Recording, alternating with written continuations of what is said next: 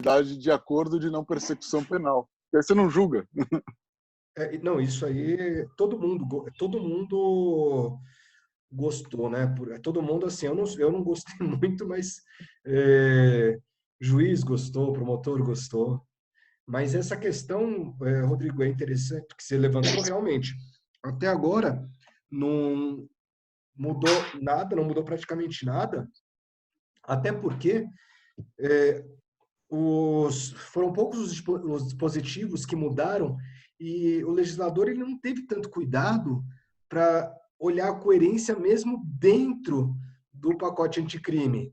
Então, tinha momentos que o pacote anticrime falava, olha, sistema acusatório, e daí ele dava poder para o juiz atuar, né, para o juiz de alguma forma atuar. Não lembro exatamente qual era que eu... A produção de prova antecipada, tem um monte de coisa. Que o correto realmente seria fazer uma mudança em todo o código, justamente para poder adequar a Constituição, adequar ao sistema acusatório, adequar, aliás, não só do Código de Processo Penal, mas também do Código Penal.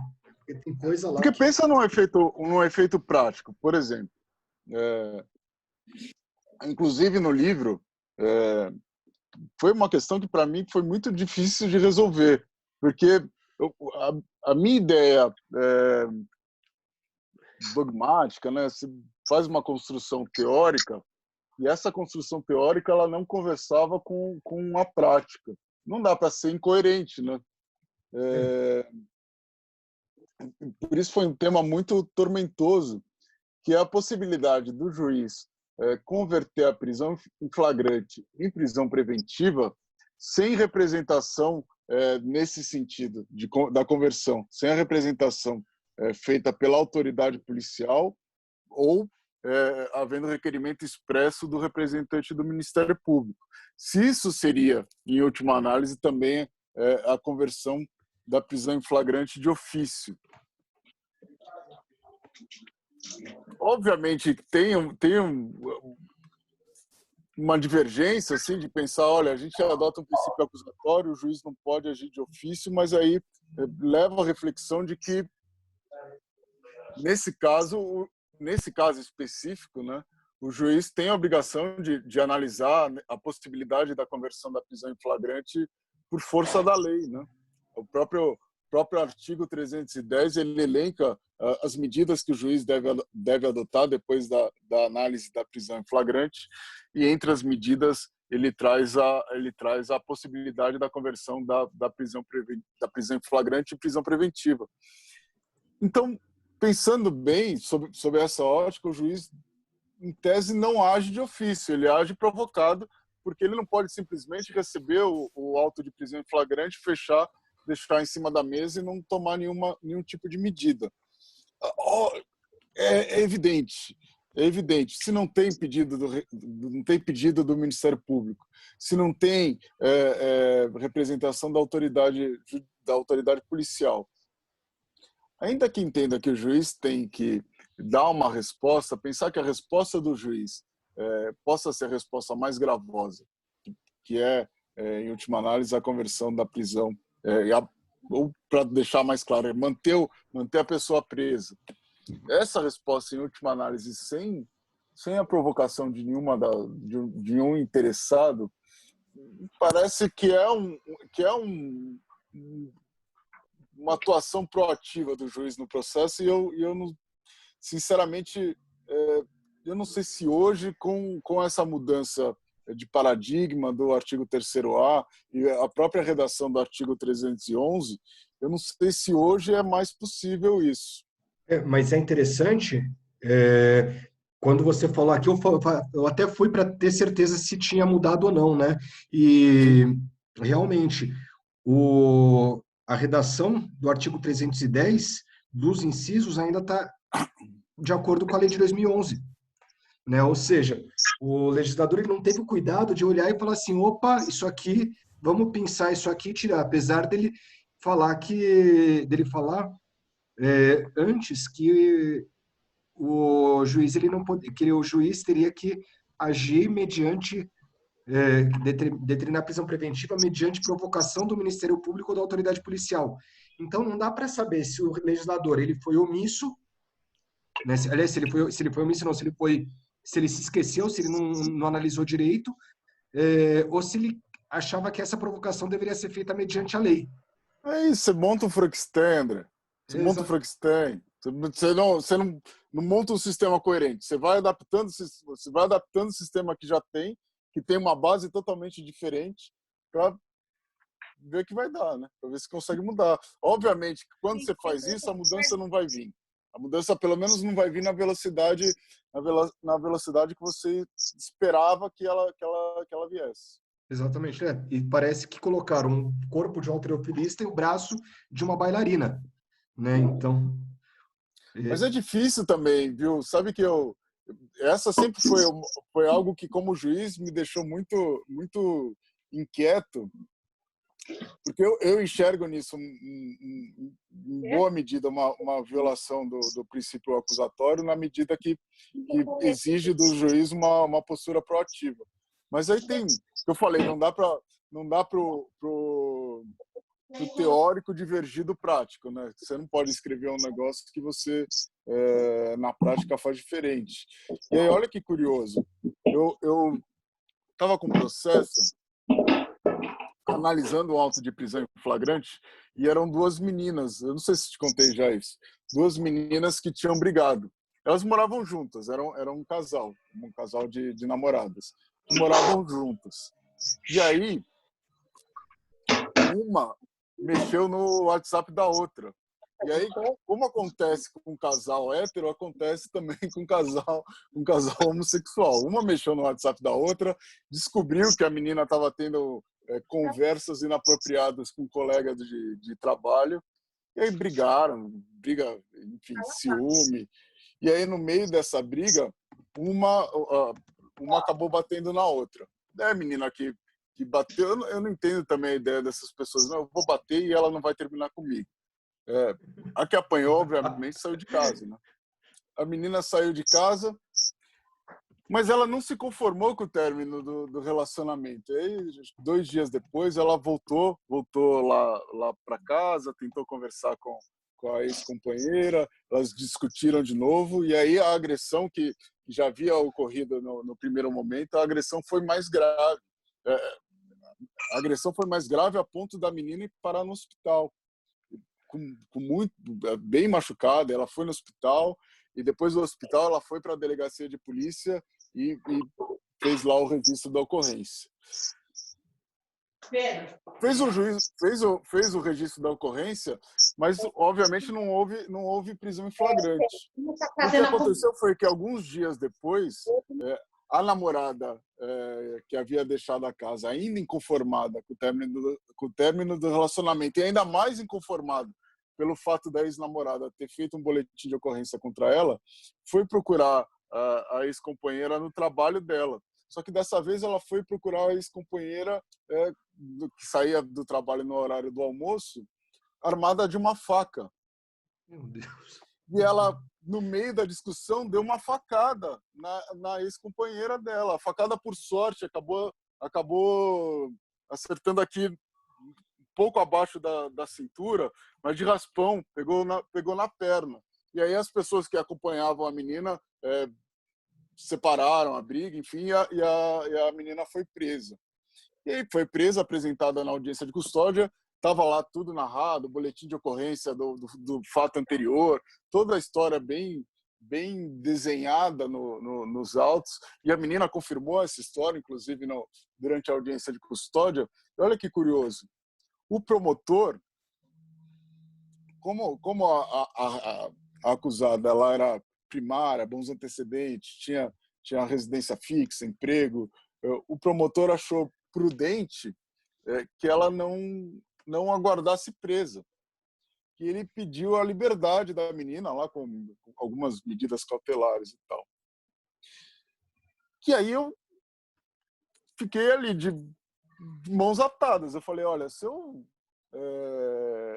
adotar estritamente o que eu penso sobre o princípio acusatório, eu não posso prender essa menina. Agora, se não prender essa menina, ela vai sair do fórum e vai matar a outra, vai matar a ex-companheira.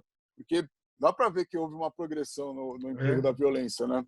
Primeiro a agressão mais leve quando do término do relacionamento, depois a agressão mais grave na recusa da retomada, e depois a agressão, e é essa mais violenta, com emprego de arma, inclusive, quando do encontro no posto de trabalho. Então, essa progressão da violência, obviamente, eu não queria ter o ônus, né, de carregar algo de mal que pudesse acontecer a essa menina nas minhas costas. É isso, a prática às vezes acaba mudando o seu entendimento teórico. Não dá para simplesmente... a gente tem, viu, André? A gente tem por trás do processo penal, a gente tem histórias, né? A gente tem pessoas, a gente tem essa o direito penal, ele não existe por acaso, né? O direito penal é a resposta mais grave para a tutela dos bens jurídicos mais importantes da sociedade. Então, se há, pelo menos de forma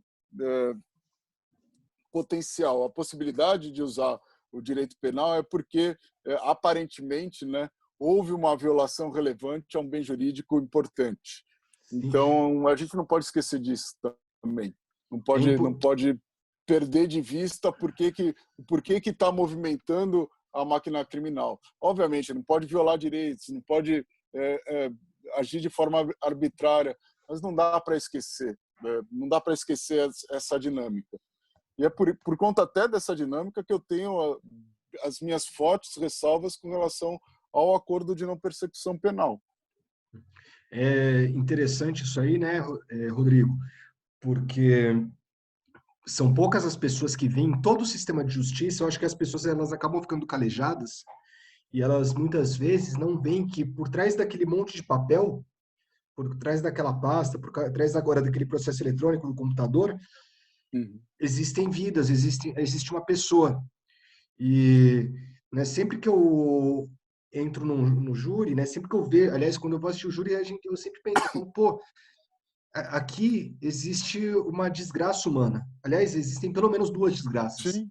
Uma está sentada no banco dos réus, né? Uma parte da desgraça humana está sentada no banco dos réus e a outra parte está morta, né? Então existem duas histórias tristes, né? Uma sentada no banco do réu e a outra que foi a pessoa que perdeu a vida. E a gente tem que pensar justamente no sistema penal para proteção de todos, né? E o que você falou agora, eu acho que explicita muito bem a questão do garantismo, Rodrigo, porque o garantismo é a lei do mais fraco, do mais débil. Então, no momento do crime, quem é o mais fraco, o elo mais fraco é a vítima. E depois, no processo, o elo mais fraco passa a ser o acusado. Agora, não pode também, né, você acabou de falar, pô, o que eu ia fazer? Estava claro uma progressão criminosa. Eu ia colocar a vítima em risco, eu ia arriscar mais a vida dela, pensando numa questão principiológica, né? Pensando que, olha, o direito serve para proteger, né, para proteger o cidadão, a sociedade existe para atuar em prol do cidadão e não o contrário. A gente não Então, pode subverter o direito, né? A gente não pode subverter o direito para punir ninguém, nem para deixar de punir ninguém, né? exatamente. Eu acho que isso daí é muito importante, né? E pensar Mas não dá para perder de vista o que tem por trás do direito, por trás do processo penal, sempre tem atrelado a ele o direito penal material. E o uso do direito penal material, ele é o uso em extremis. O direito sim, penal material é o último recurso. Então a gente tem que pensar nisso. Olha, se justificou esse manejo do processo penal é porque tem uma questão de fundo grave para ser resolvida, e essa questão de fundo grave ela tem que ser bem observada. sim. Até Pessoal, uma crítica essa crítica faz o professor Schumann, né? justamente com relação ao acordo de não persecução. Fala, olha, se eu vou usar o direito penal só para aquilo que é grave, só para a tutela dos bens jurídicos mais importantes e proteger das violações mais gravosas, como é que eu vou dizer, não, senta aqui, vamos fazer um acordo e acabou? A sociedade espera uma resposta para aquilo. Exatamente. Passa. Pô, por que a gente não resolve civilmente, então? Sim. Não resolve administrativamente? Ou administrativamente, como propõe o professor Hassman. Exatamente. Mas então não trata com o direito penal. Se é para fazer acordo, não é caso de direito penal. Exatamente, não, eu concordo com você. O problema é que o direito penal, a parte simbólica dele, ele é muito forte, né? Então, ó, muita gente que é leiga, que não é do direito, fala assim, pô, mas eu vou fazer o quê? Se eu não prender, eu vou fazer o quê? Né? Inclusive, quando você explica que multa de trânsito não é penal, muitas vezes a pessoa fala, opa, como assim? Não é penal? Né? Não, não é. É uma sanção administrativa, porque ao invés de aplicar uma pena, eu não aplico uma multa. Mas tem um monte de crime que a pena é uma multa. E no final acaba sendo uma multa, né? Ou de uma forma ou de outra. Sim, agora, sim. Se não diretamente pelo preceito secundário, depois como substituição ou como acordo de não persecução. Exatamente. Daí só que a gente tem um movimento que fala, ó, quero penalizar mais porque outras medidas não passam para a sociedade que existe uma tolerância e por outro lado, pô, então vamos reduzir porque não dá para a gente ficar prendendo por qualquer besteira.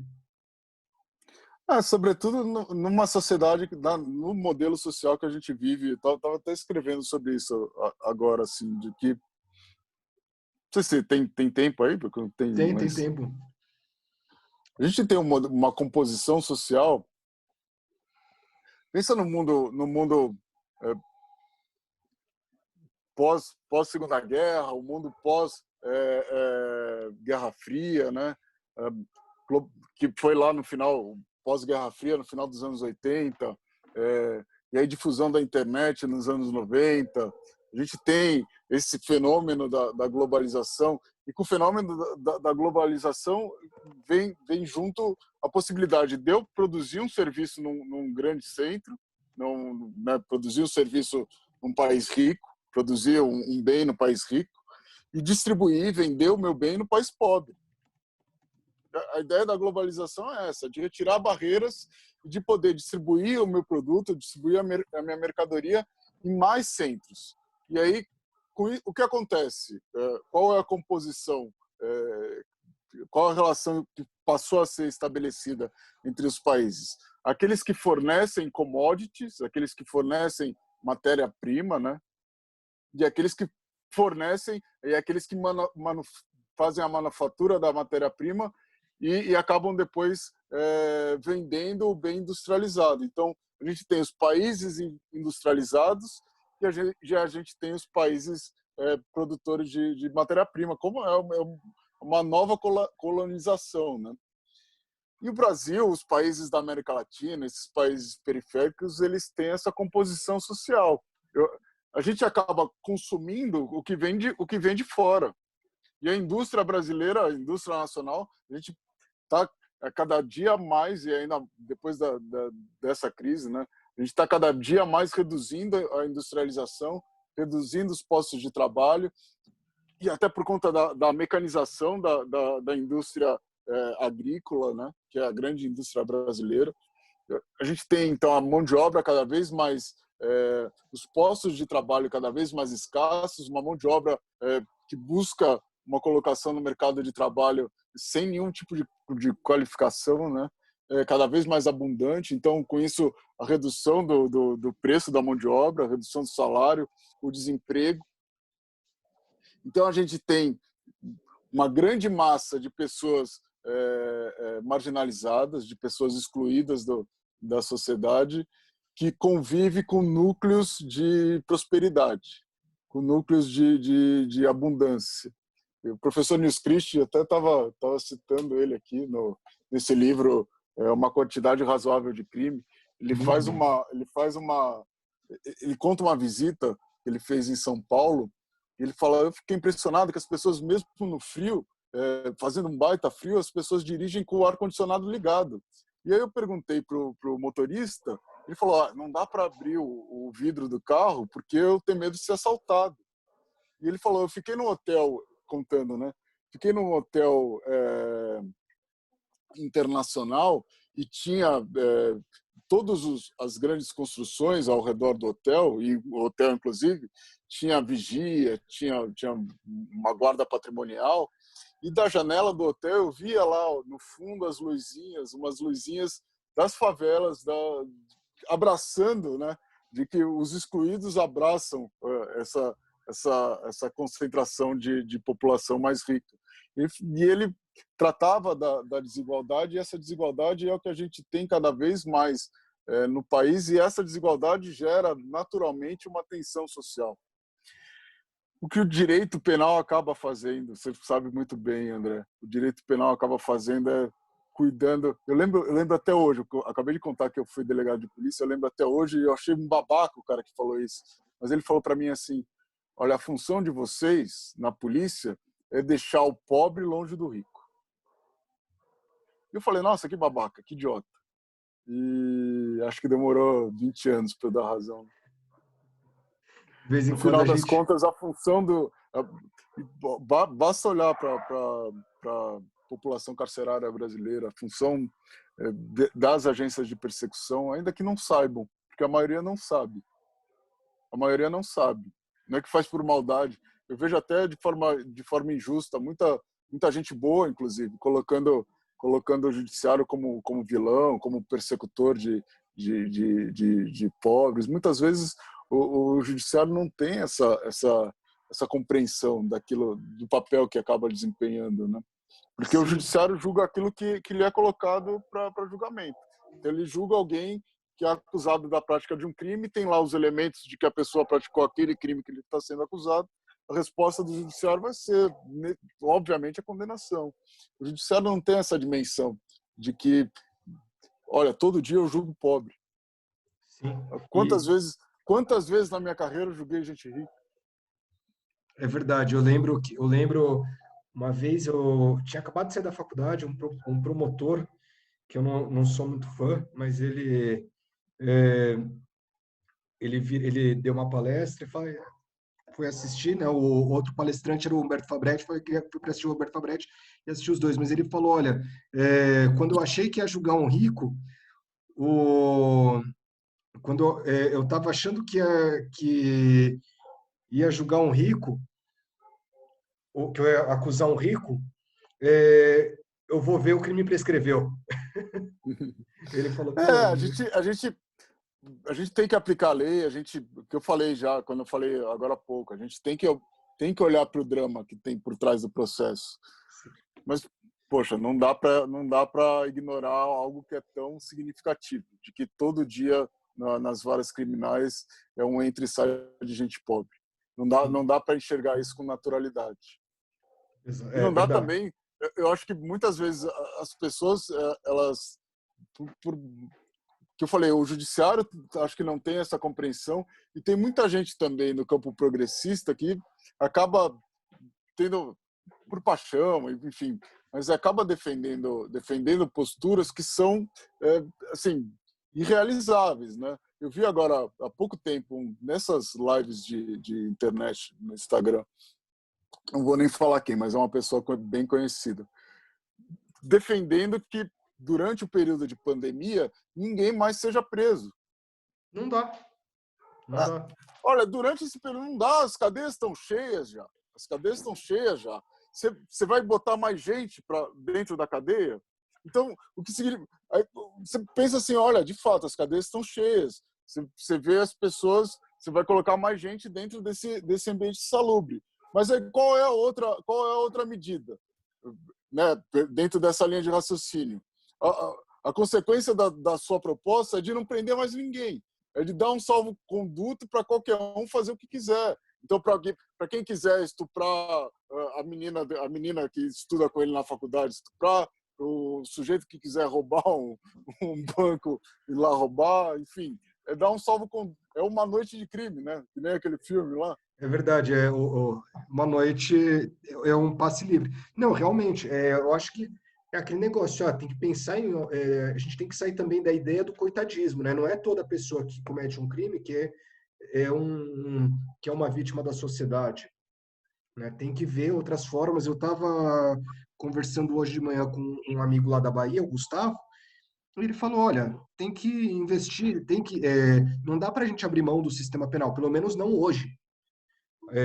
Agora, tem que pensar em alternativas mais eficazes, né? E daí ele estava falando contando a experiência própria e falou, pô, a melhor forma que eu vejo é dar trabalho para as pessoas, porque pelo menos os crimes patrimoniais acabam sendo reduzidos. E no caso do Brasil, o grande encarceramento que a gente tem é por conta dos crimes patrimoniais.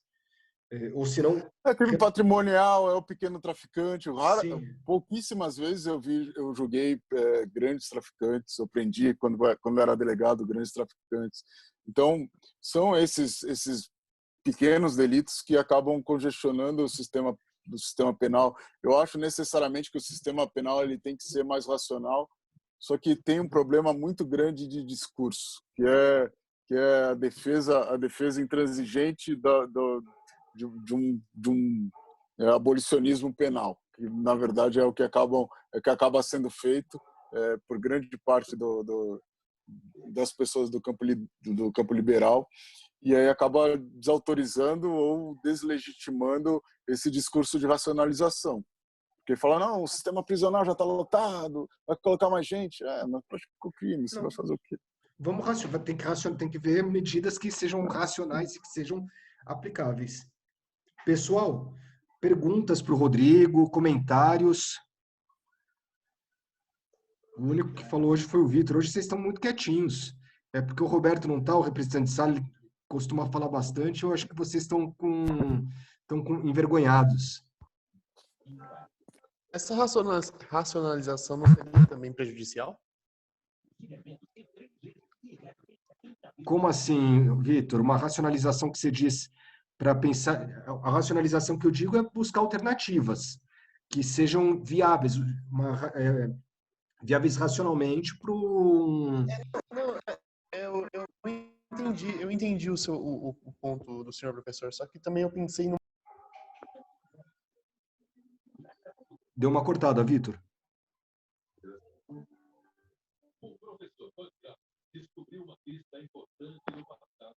Vitor?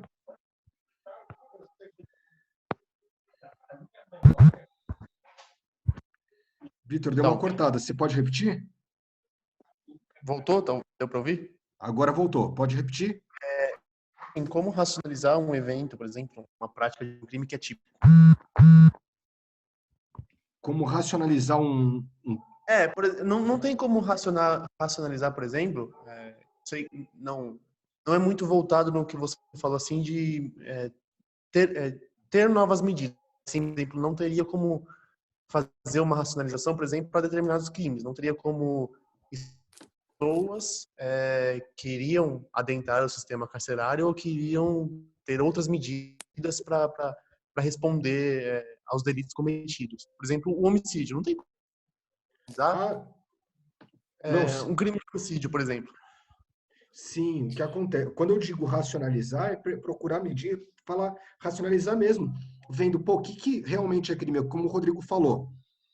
Pô, a gente precisa ter, se a gente está falando de acordo de não persecução penal, se a gente está falando de transação penal, de suspensão, eventualmente de suspensão condicional do processo, de aplicação de multa ao final do processo, será que a gente precisa mesmo que essas condutas sejam tipificadas criminalmente?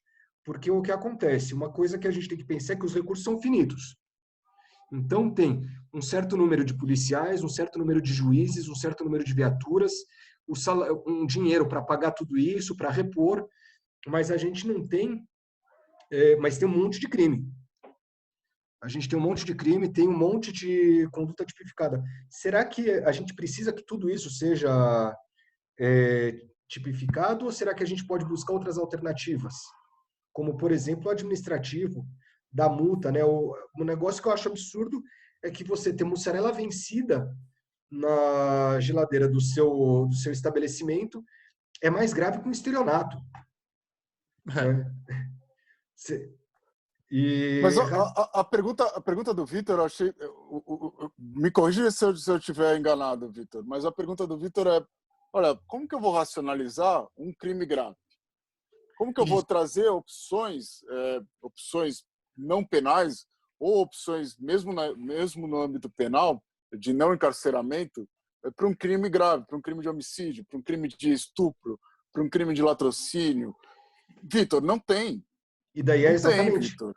Não exatamente, tem. para Para essas tem que essas ter. hipóteses graves, tem o direito penal e tem a pena de prisão. Pronto, acabou. Aí não tem que racionalizar, se está completo de razão. Nesse caso, não tem racionalização possível.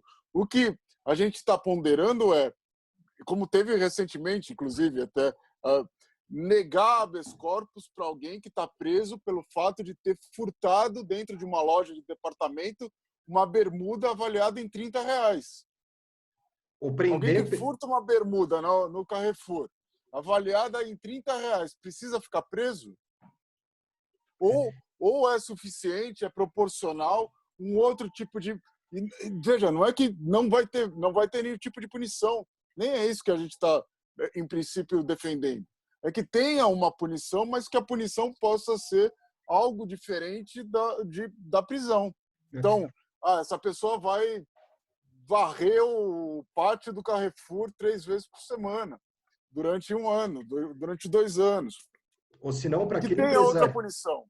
ou Que se tenha uma não, outra punição proporcional. Mas que outra punição que possa ser mais racional, que possa ser e até mais eficaz do que a prisão. ou se não, Vitor, por exemplo, quando eu falei, por exemplo, da pessoa que tem uma mussarela vencida no seu estabelecimento, que essa pessoa não seja levada para audiência de custódia, que seja aplicada uma multa para ela. Não precisa ficar no âmbito do penal, pode ficar no âmbito administrativo. E daí, inclusive, se economiza dinheiro com isso, porque daí é mais barato do que você movimentar todo o sistema penal, né, todo o sistema de justiça penal, para falar, por exemplo, de um cheque sem fundo, por exemplo, né? Agora o estelionato é de ação penal pública condicionada. Então, pô, mas uma fraude muitas vezes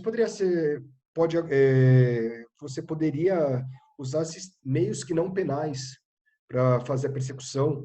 É, o Rodrigo aqui deu o exemplo do furto, e daí usar o sistema penal, usar a prisão para o que efetivamente é necessário, porque eu, pelo menos, eu não consigo pensar, não tenho criatividade para pensar numa alternativa que não a prisão, por exemplo, para um estupro ou para um homicídio. É, porque isso daí é extremamente grave. Para um sequestro. Pô, como eu vou punir? O que eu vou fazer para uma pessoa que sequestrou alguém? Pô, pelo amor de Deus, para mim, eu vou falar para o cara pedir desculpa? Não tem sentido. Eu só vejo a prisão. Né? Se alguém tiver alguma alternativa mais legal, né, mais melhor, me fale. Eu tenho a olho por olho e dente por dente. Aí daí vamos ficar todos cegos e banguelas. Pessoal, mais alguma pergunta para o Rodrigo?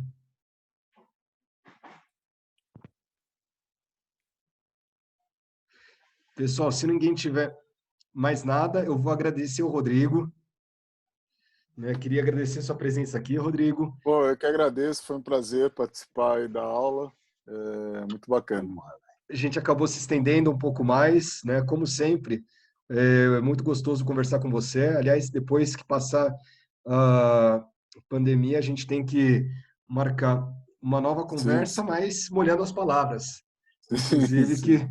é muito mais gostoso com um petisco para bater um papo e colocar as ideias em dia, né? Trocar um pouco de ideias. Uhum. Oh, com o maior prazer. Obrigado pelo espaço. Foi muito legal. Gostei bastante da conversa. Sempre bom trazer essas reflexões e principalmente no âmbito acadêmico, né? Que é quando as pessoas passam a ter a visão técnica do direito, né? Porque a gente tem a gente tem na sociedade uma visão uma visão crítica, uma visão que é colocada, enfim, cada um tem sua afinidade ideológica, mas no direito todo mundo necessariamente, por isso que o direito é uma ciência, né? Porque todo mundo tem que ter uma base principiológica igual, tem que ter um conhecimento técnico para que a partir dele possa construir um raciocínio. Então, é muito bacana poder ter a oportunidade de participar, ainda que minimamente, aí da formação técnico-jurídica de todos vocês. Eu agradeço muito a oportunidade. Obrigado. Professor, com licença aí, professor, e boa noite aí. Eu queria muitíssimo pedir desculpa aí pelo ocorrido momentos atrás aí. Não, você Eu só toma descuidei cuidado no aqui do trânsito aí, microfone e deixei Edmilson. aberto, tá? Você só Tá? toma cuidado Desculpa aí. aí, tá, pelo ocorrido aí. Não vai bater o carro e nem xingar ninguém aí. Não, perdão, hein? Me perdoe. Tá bom. Rodrigo, muito obrigado. E sempre novas oportunidades, pode ter certeza que eu vou também te chamar, que vale muito a pena Tenho a esse possibilidade, estou à bate-papo. disposição. Um abraço. Abraço, André. Tchau, tchau. Obrigada, professor. Tchau, gente. Tchau.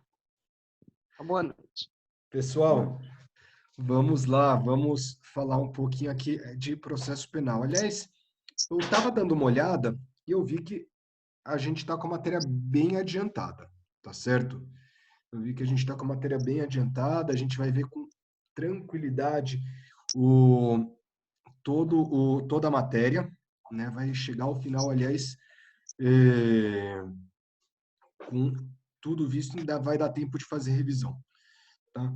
Hoje, a gente vai falar um pouquinho sobre a questão da denúncia, tá certo? Mas para isso eu vou fazer o seguinte, eu vou derrubar o nosso áudio, o nosso vídeo, e vou voltar novamente com uma aula nova, tá certo? Com um encontro novo, tudo bem? Beleza. Beleza? Vou fazer isso já, daí a gente já fala da denúncia. Tudo bem, professor.